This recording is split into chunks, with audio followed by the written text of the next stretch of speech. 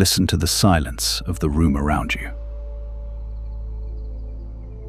That hum you hear, the one vibrating just behind your eyes, is the residue of a world that demands too much of you. It is the echo of the city, the friction of the to-do list, and the heavy armor you've been wearing all day.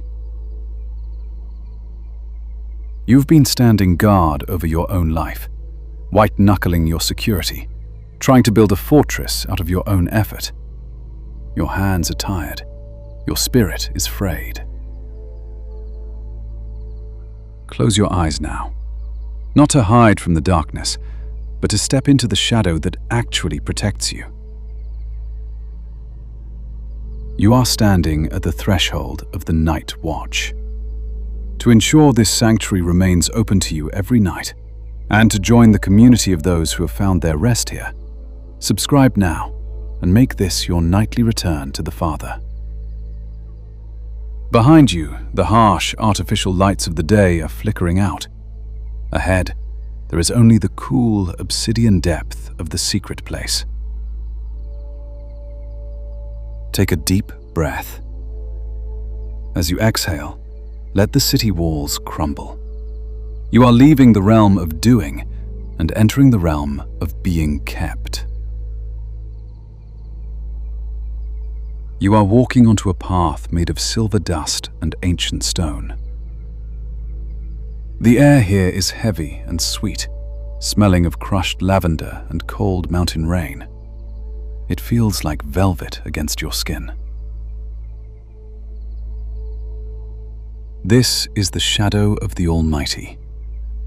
Most people fear the shadow, but you know better. A shadow only exists because a light is standing nearby. You feel a massive, invisible presence towering over you, a rampart that no anxiety can scale, a shield that no arrow can pierce.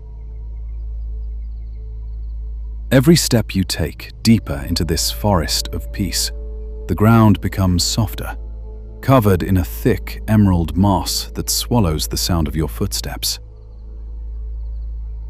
You are coming as you are, not polished, not perfect, just you. A soul in need of a hiding place. You reach a clearing where the trees are woven together like the ceiling of a great cathedral. He will cover you with his feathers. Look up. Above you, a canopy of grace has unfurled. It isn't made of wood or leaf, but of something eternal. You feel the warmth of those wings descending, wrapping around your shoulders like a heavy, weighted blanket of divine comfort. Under those wings, you find refuge. The what-ifs of tomorrow cannot breathe in this air. The terror of the night is a ghost that has no power here. Your heart rate is beginning to synchronize with the slow, steady pulse of the earth. His faithfulness will be your shield and rampart. Imagine a wall of fire surrounding this clearing. A fire that doesn't burn you, but consumes every lie that told you that you were alone. The night watch has begun. You are no longer the sentry. You are the one being guarded. He who watches over you will not slumber. Think of the one who stands at the perimeter of your room right now. He is not tired. He is not overwhelmed by the world's chaos. You can let go of the perimeter now. Let your muscles melt into the bedding. Let your jaw unhinge. You are knit together in the secret place, protected from the pestilence that stalks in the darkness. You are safe. You are hidden. You are transitioning into the deep, restorative rest of the Almighty. The journey into the psalm is just beginning. The fire is dying down to a single, pulsing ember. Around us, the Judean wilderness has turned into a kingdom of shadows. I can hear the heavy breathing of the others as they drift into sleep, their bodies finally surrendering to the exhaustion of the road. But I am awake. I am watching him. Jesus is sitting just a few paces away, his back against a jagged limestone rock. He isn't sleeping. He is looking into the darkness as if it were a garden he planted himself. There is no fear in his eyes, only a quiet, terrifying authority. Seeing him like this, I realize that we aren't just camping in the desert. We are dwelling in the secret place of the Most High. Psalm 91:1. The silence of the night usually feels like a threat, but tonight it feels like a shield. I remember the words he whispered to us as the sun dipped below the horizon. I will say of the Lord, He is my refuge and my fortress, my God, in Him will I trust. Psalm 91, verse 2. I look at the Master's hands. They are still, resting on his knees. These are the hands that broke the bread for the thousands. These are the hands that touched the leper. And right now, these hands are holding the perimeter of our safety. I feel the weight of the day's journey, the dust, the crowds, the hard teachings that made the others walk away, begin to fall off me like a heavy, soiled cloak. I am no longer afraid of the things that move in the tall grass.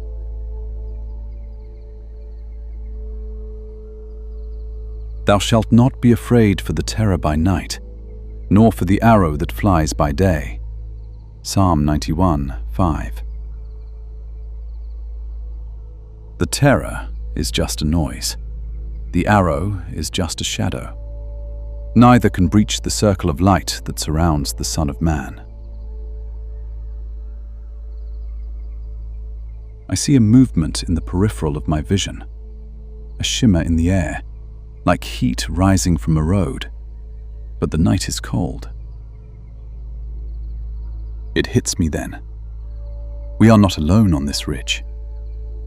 For he shall give his angels charge over thee, to keep thee in all thy ways. Psalm 91:11. There are sentinels standing in the dark.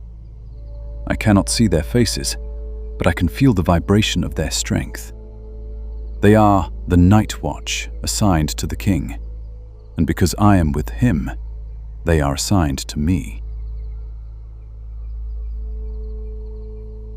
They shall bear thee up in their hands, lest thou dash thy foot against a stone.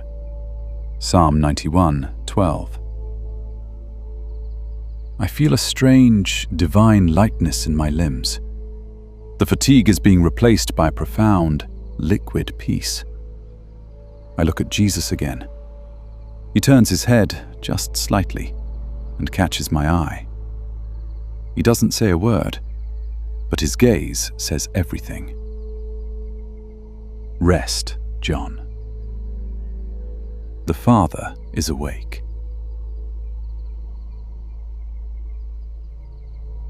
I am treading on ground that should be dangerous. There are lions in these hills and cobras in the rocks. But the promise echoes in the back of my mind. Thou shalt tread upon the lion and adder, the young lion and the dragon shalt thou trample under feet. Psalm 91:13. Every predatory thought, every snake-like worry that tried to bite at my peace today, it is being crushed under the weight of his presence. Because he hath set his love upon me, therefore will I deliver him.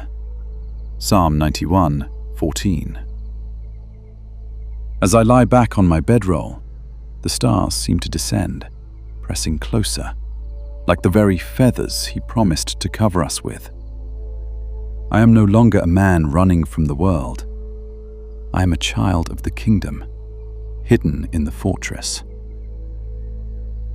He shall call upon me, and I will answer him. I will be with him in trouble. I will deliver him and honor him. Psalm 91:15. Jesus is still sitting there, a silhouette of eternal safety against the starlight. My eyes are growing heavy. The long life he promised, Psalm 91:16, doesn't feel like a number of years anymore. It feels like this moment, stretched out into forever. The night watch is secure. The shepherd is awake. I am falling, not into sleep, but into him.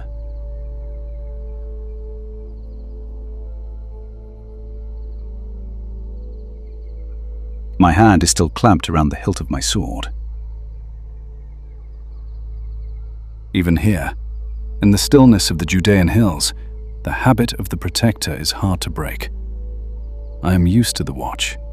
I am used to the strain of the Galilee winds and the calloused grip of the oars. I have spent my life believing that if I stop moving, if I stop guarding, the waves will win. But tonight, the air is thick with a different kind of strength. I look at the Master. He is the anchor of this entire mountain. I look down at my blade, the cold iron reflecting the dying embers of our fire, and I feel a sudden, sharp rebuke in my spirit. Not from him, but from the peace he carries. I am beginning to understand that my steel is a toy compared to the shadow we are standing in. I am finally ready to lay it down. Because thou hast made the Lord, which is my refuge, even the Most High, thy habitation, there shall no evil befall thee. Psalm 91, 9-10. I unbuckle the belt. I let the weight of my weapon thud into the soft, dry earth. It is the sound of a man resigning from a post he was never meant to hold alone. I look out into the perimeter of the trees. The darkness should be a wall of predators, the snare of the fowler and the noisome pestilence that John whispered about. In the city, the darkness is a place where men hide their knives. But here, in the presence of the Christ, the darkness is a heavy, indigo curtain drawn by the hand of the Father. He shall cover thee with his feathers, and under his wings shalt thou trust. I feel it now. It isn't just a metaphor. It is a physical pressure, a massive, warm weight settling over my chest and shoulders. It feels like the heavy wool of a shepherd's cloak, but it carries the scent of the stars and the breath of the beginning of the world. I used to think my strength was my shield. I was wrong. His truth shall be thy shield and buckler. Truth isn't a thought, it is a fortress. The truth is that I am kept. The truth is that he is the night watch, and I am the one being watched over. I see the shimmer John saw. It is more than heat. It is the angelic guard. They aren't just standing there. They are woven into the very air. I feel the hum of their power, a vibration that vibrates through the marrow of my bones. For he shall give his angels charge over thee, to keep thee in all thy ways. I realized that while I was worrying about the stones beneath my feet, they were already holding the earth steady. They shall bear thee up in their hands, lest thou dash thy foot against a stone. I finally lie back. The ground, which was hard and unforgiving moments ago, now feels as soft as the moss by the Jordan. I am am sinking. The iron in my blood is being replaced by the gold of his peace. I look at Jesus one last time before my eyelids betray me. He is the rock I've been trying to be. He is the fortress I've been trying to build. I will be with him in trouble. I will deliver him and honor him. The what-ifs of the road to Jerusalem, the how-wills of tomorrow's hunger, they are being swallowed by the shadow. I don't need my sword. I don't need my strength. I only need the shadow.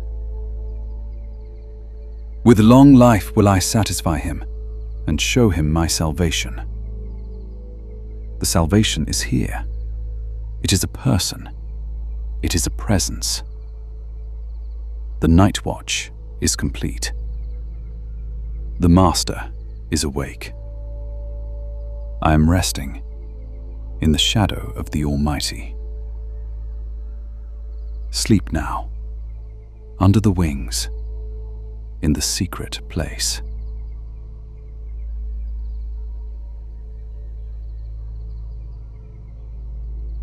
The others have finally succumbed to the weight of the journey.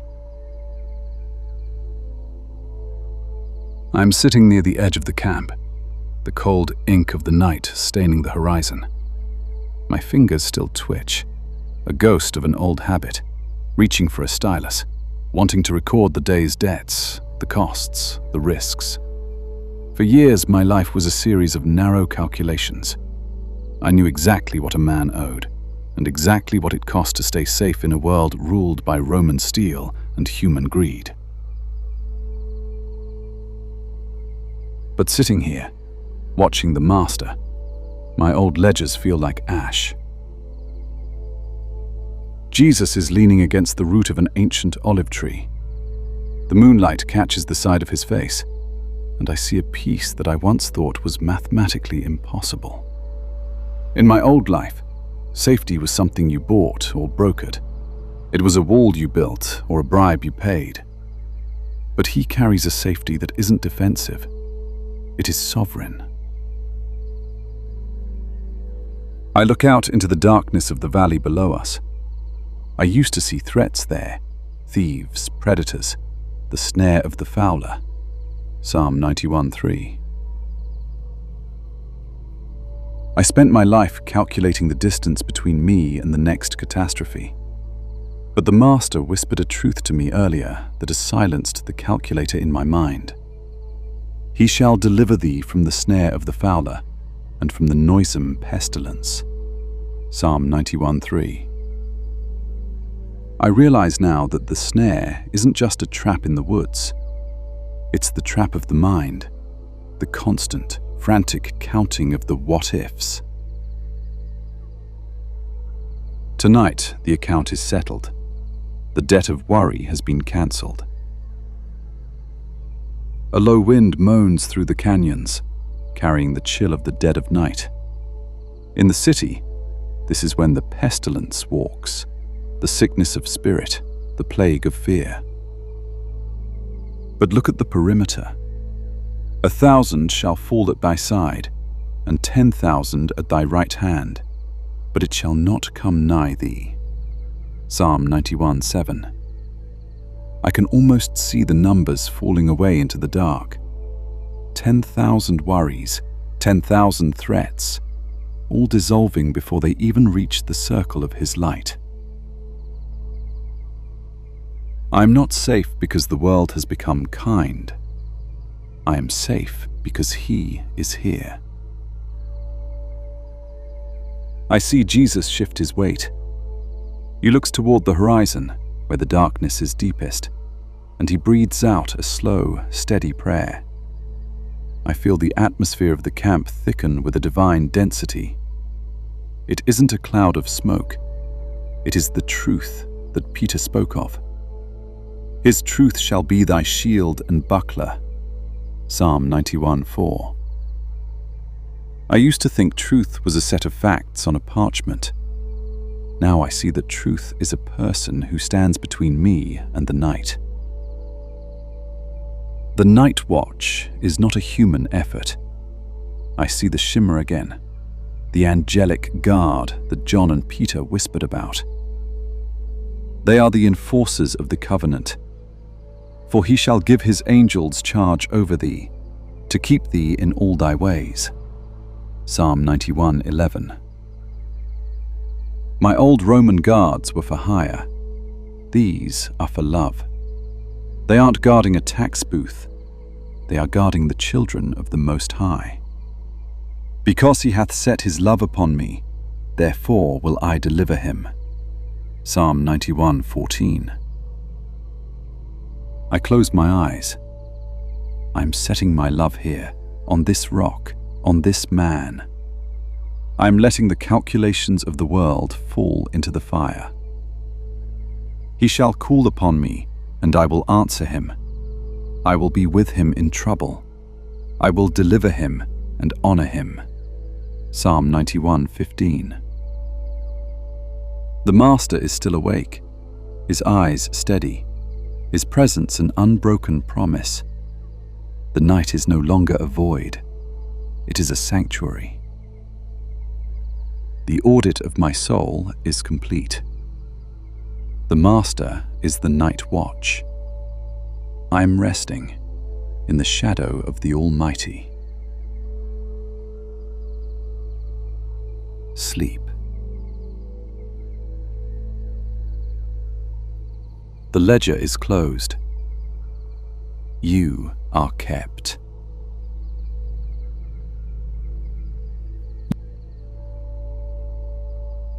I'm the first to wake.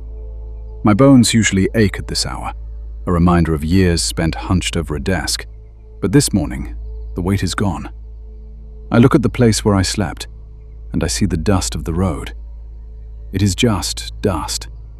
It no longer feels like a burden. The others are stirring now, the low mumble of brothers waking to a new day. But there is a stillness here that the morning usually lacks. In my old life, the morning was a race. It was a scramble to beat the crowds, to count the intake, to stay ahead of the Roman tax cycle. It was a pursuit of a finish line that kept moving. I watch the Master stand. He doesn't rush into the day. He greets the sun like an old friend returning with a message. We begin to pack the few things we carry. We are moving again, the rhythmic crunch of sandals on the dry earth becoming the heartbeat of our journey. This is the last leg of the normal road. I can feel the atmosphere changing. The air is getting thinner, sharper. We are walking towards the heights now. I look at the path under my feet. With long life will I satisfy him and show him my salvation. I used to think long life was a matter of physical safety, avoiding the blade or the sickness. Now I see that long life is the quality of the walk itself. It is the ability to walk into a storm and not lose the rhythm of your heart. The Master walks at the front. He doesn't look back to see if we are following. He knows we are anchored to him. I find myself walking beside Peter. He is quiet today. Even his loud spirit seems hushed by the weight of where we are going. I look back at the valley we left behind, the place of the night watch. It was easy to trust him in the silence of the camp. It is a different thing to trust him while the road rises to meet the shadows of the city ahead. But the promise hasn't changed with the sunrise. He shall call upon me, and I will answer him. The morning is just a different room in the same house. Whether it is the terror by night or the arrow that flieth by day, the shield remains the same height. I am letting the horizon take care of itself. I am focusing on the dust on his sandals, the steady pace he sets, the way the light catches the olive groves. The ledger of the future is blank, and for the first time in my life, that doesn't terrify me. I am not counting the miles left. I am counting the breaths I take in his presence. The road is open. The Master leads. And I am satisfied.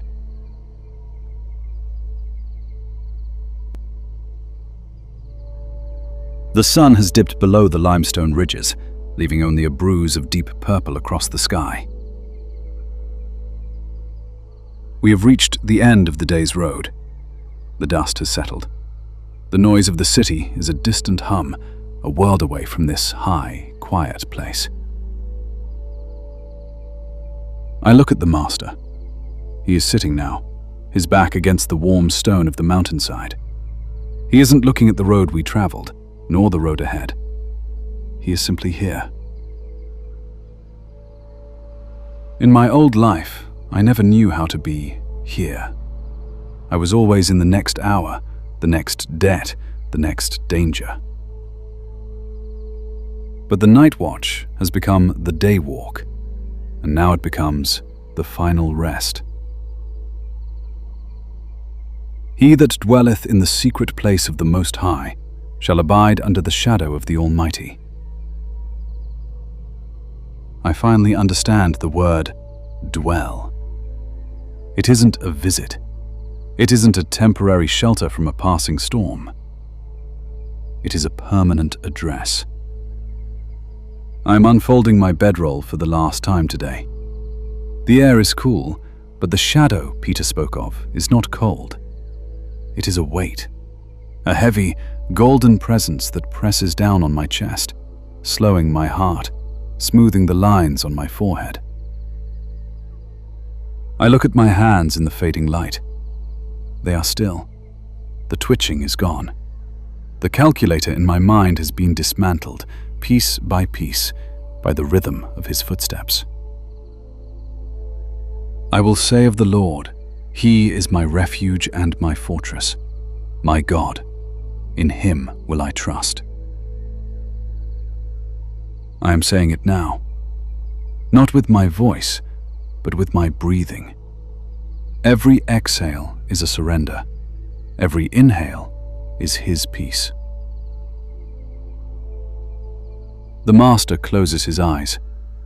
The world around us is dark, but the night watch is active. The angelic guard is standing at the perimeter of this silence. They are not guarding us from the dark. They are guarding the peace He has given us. The audit is over. The currency of worry has no value here. The ledger has been burned in the fire of His presence. I am leaning back. The stone is hard, but His promise is soft. He shall cover thee with His feathers, and under His wings shalt thou trust. I am covered. I am kept. I am home. Sleep now. The Master is awake. The shadow is over you.